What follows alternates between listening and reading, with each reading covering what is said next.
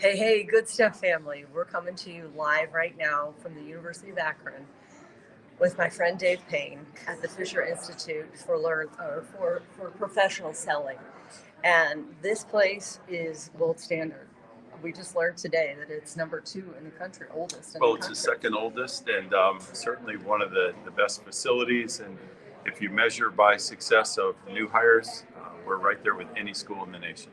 And besides that, you have a keen eye for who are the good stuff people. And that's why Corwyn Collier's here today. You brought him here to speak. We're going to go talk to him in a second. But a sentence or two for our good stuff family, why you were so impressed with this man. Well, it's just nice. A, he's a University of Akron graduate, and B, he's got an amazing story. We're so proud of the fact he serviced our country here as a staff sergeant in the Army, and just an all-around great guy, coach, mentor. He's an author. He's started a business with his wife, and he's just got an amazing story, and I'm proud to have him be a part of our organization today. Awesome. So again, the Fisher Institute for Professional Selling right here, and we're going to walk backwards. All right.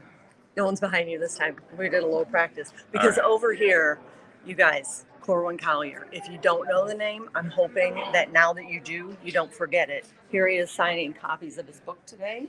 We set this for 11:30 because there was a huge line. Corwyn, live on the Good Stuff family. He's like, do you mind? I'm trying to write.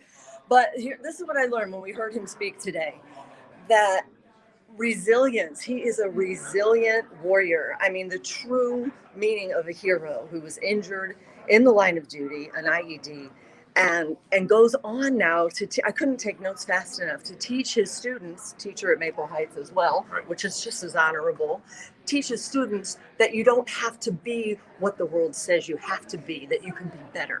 And when we talk about the good stuff, what do we say? Real, raw, genuine, authentic, and vulnerable. Check, check, check, check, check. Right. Uplifts, encourages, and inspires. Check, check, check. This dude, wow, he's good. And this is his book. We're going to come in with him a little bit. So when you think about it, everybody's given challenges in life, but rarely do you have a young man like that had challenges like this. And he had every reason to, throw in the towel and give up, and everybody had him counted out except for Corwyn Collier. He said, I'm not counted out. I'm going to get past all this. Literally almost died as a result of the explosion. They gave him 13 pints of blood, knowing a human body only has 8. He literally bled out almost 2.5 times the human volume. And here he is, stronger than ever. And I mean that physically, bodybuilder on the IFBB tour. And just an all-around great guy. And I'm happy that he's a Zip graduate with me. And so honored that you came out today. So thank you for your service, and thanks for coming out today. It's been awesome. Thank you. Spoiler alert, he did not die. And he went on. There's no one who won't be inspired. You don't have to be a military veteran. You don't have to be a teacher. Any single person who's up against something right now, speaking to all of us, get on with it already, right? This is why I'm so glad that you took some time for us. I know you're busy signing the book, but Corwyn Collier, I was saying, if people don't know your name, I hope that they remember it now. And you can just look this way if you want. So when you took that podium up here, I knew you were a veteran, so I already liked you. By the time you finished speaking, I had to stand up and clap, as did everyone else. Because for our viewers, would you give them a window into the story? This is the book, by the way. Count it out, because guess what? Don't count this guy out. Amazing. A window into the book. Basically, you will see my life from my accident to my time in the hospital until my recovery moving forward. And so basically, it's a show of what most soldiers go through, but most people don't talk about and get a chance to really see.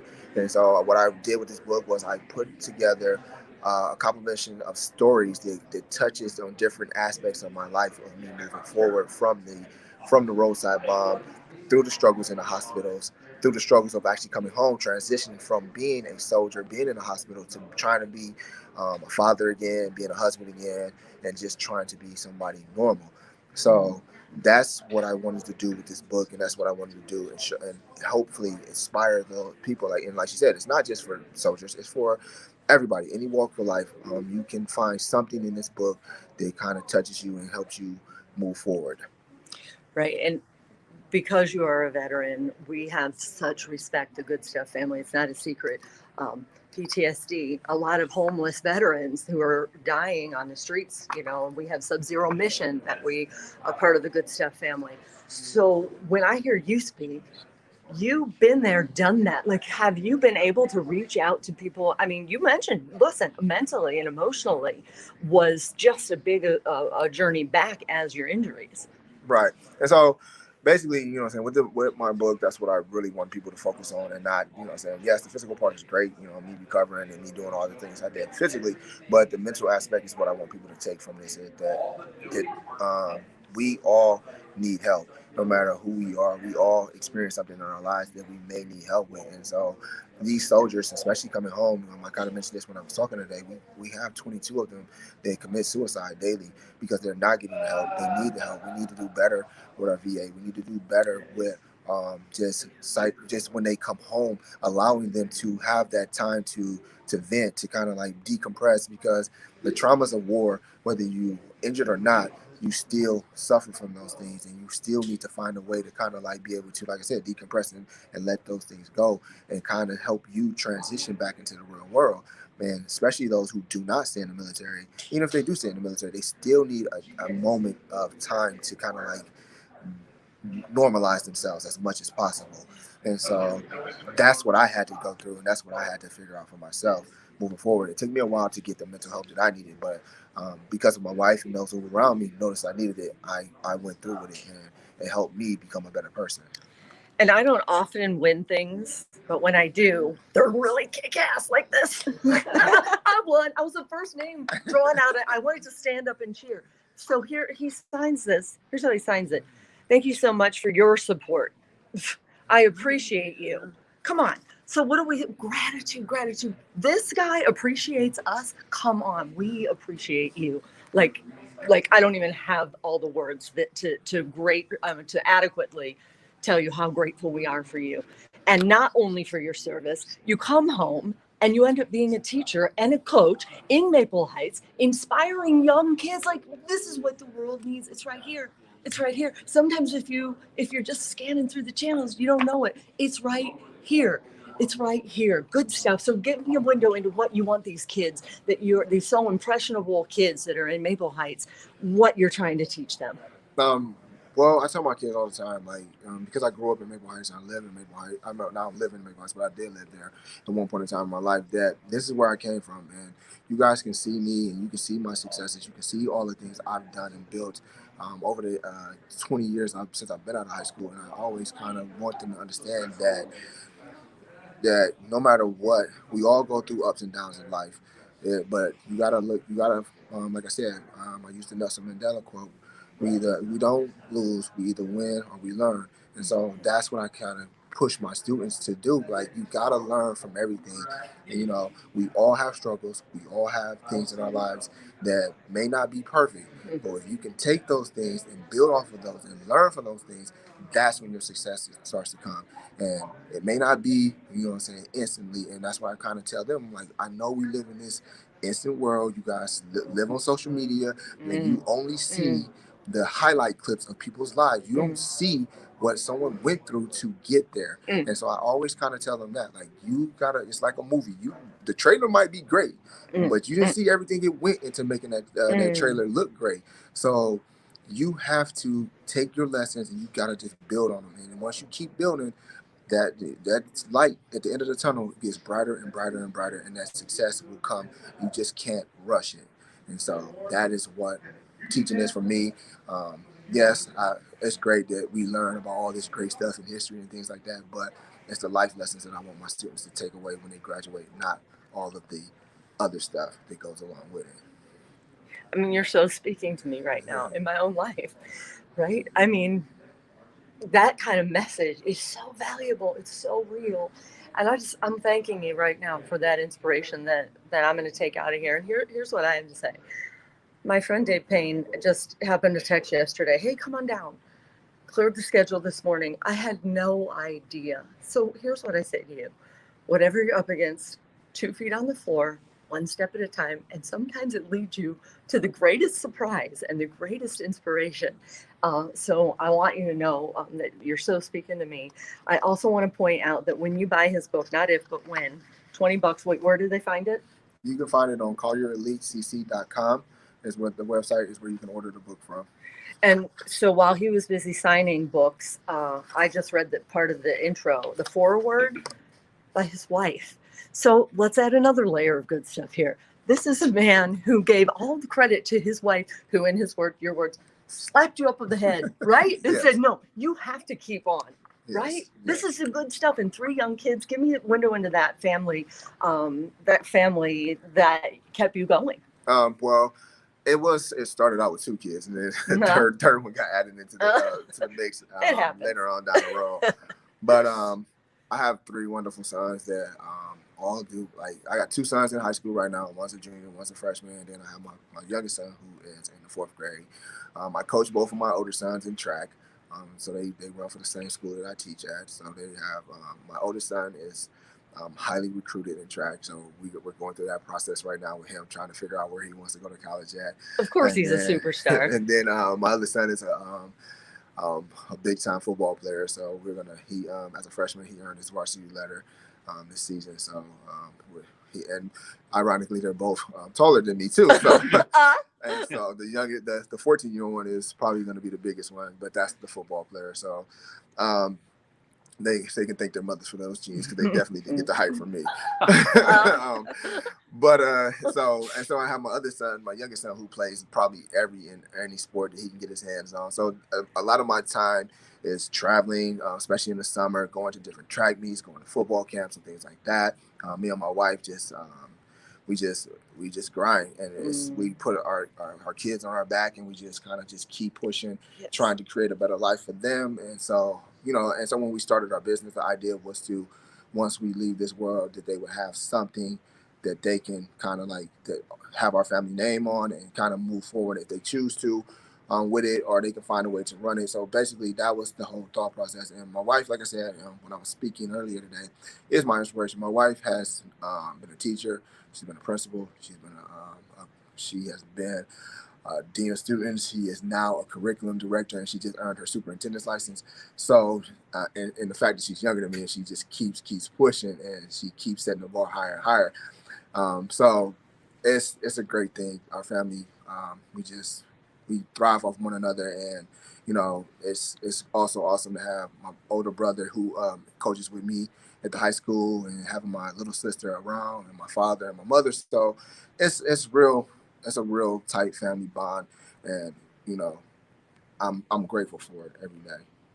Can you quickly, for people who might be just filtering in, like on social media, I heard you say social media is, always so great. That's me. I'm like, we're just going to go live. It's not, maybe we don't have the microphones, but we just do it. So for people who might be filtering in just now, quickly, the extent of your injuries from the IED in Iraq and what you do now. It's crazy. The strength that you have now. Well, I lost my fingers on my right hand, and then I lost my fibula in my right leg. I've lost about 25% of this hamstring and 35% of that hamstring on the right side. So with all those injuries, my hand is actually was created by cutting the side of me and sewing it to the side right here. So that's how they remade my hand. So all of the skin that's on here actually comes from my hip. Which, I kind of talk about it in the book, but for like 5 weeks, I was like a little teapot, because I was sewed like this for 5 weeks. So I literally could not move. So then, but during that time period, once I came home, as you said, physically, I kind of came back, and I started working out again and things of that nature. And I became an IFBB pro in men's physiques. So it's been great, the road travel. I actually just competed like about 2 weeks ago down in Florida. So I did a show down there. Didn't go as great as I wanted it to, but I enjoy doing it, because it helps with my mental aspect, being able to compete and things like that, because I'm the only guy on the stage that has literally been through what I've been through, and these guys have never been anything close to what I've been through, and so I'm on the same level as them. So it's always fun for me. But yes, I'm a teacher now, coach, and just living a life as a father and husband. So life is great right now. This is a Purple Heart veteran who has a purpose-driven life.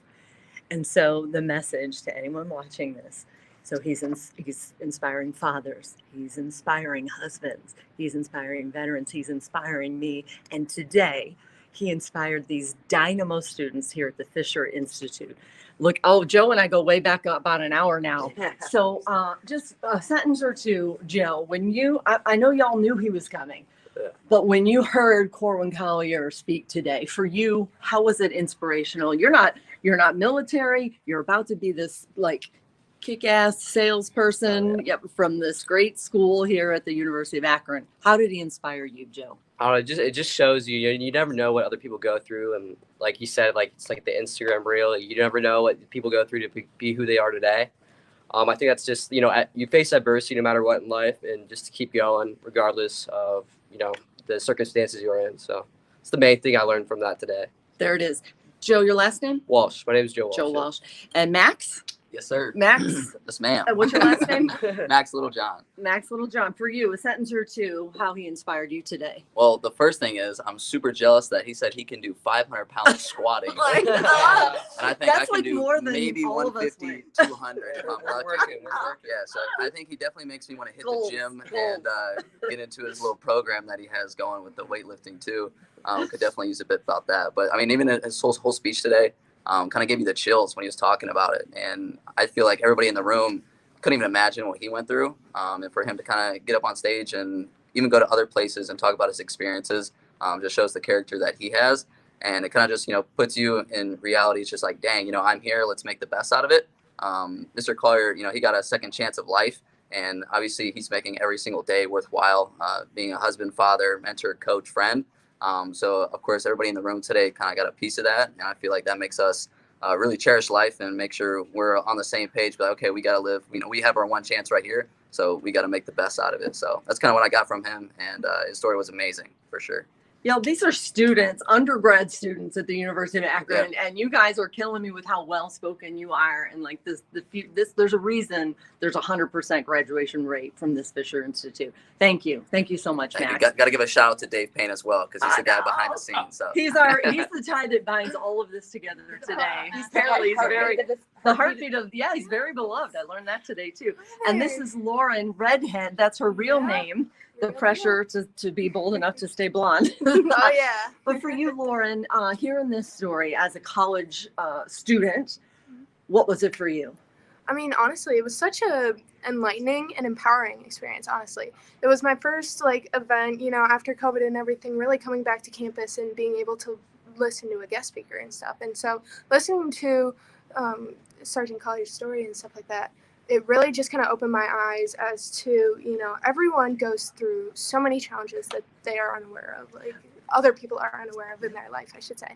And so when he shared his story and everything like that, I mean, it really just opened my eyes to everything he overcame before, after, and during, the whole situation that he went through with the IED in Iraq. And, I think it just provided me with a lot of takeaways, be more empathetic, be more open, listen to other people's stories, because they can really just provide you with a lot of insight when you kind of self-reflect and figure out, how do I become better?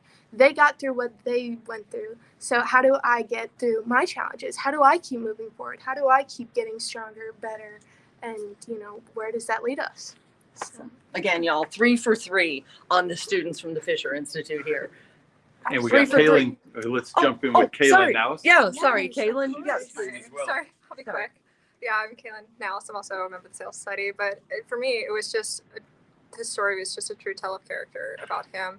And I know as a student athlete, for me, when I was in high school and I ran track, to learn his story, it was a true inspiration to just understand hear about what he went through, even though I'll never be able to understand it. Yes. And just what he was able to do with the circumstance was truly inspirational. Yeah. Rise up. And that's a good way to wrap this up. So here's what I have to say. Whatever we woke up this morning with, oh man, hello, are you kidding me? If it's anything less than nearly dying, or you did technically die, losing all this blood because you're serving your country, you lose the digits on your hand and you still rise. If it's anything less than that, we need to just zip it, one foot on the floor in front of you, one foot in front of the other. That's what I say. Yeah. And I like I said, everybody, you know what I'm saying, I never ever belittle anyone's story. I want because I believe in everybody has a struggle, and if you can overcome your struggle, then that's awesome. It's great. And, like I put this book together to kind of help everybody. And like I said, it's not just for one walk of life. It's for anybody and everybody.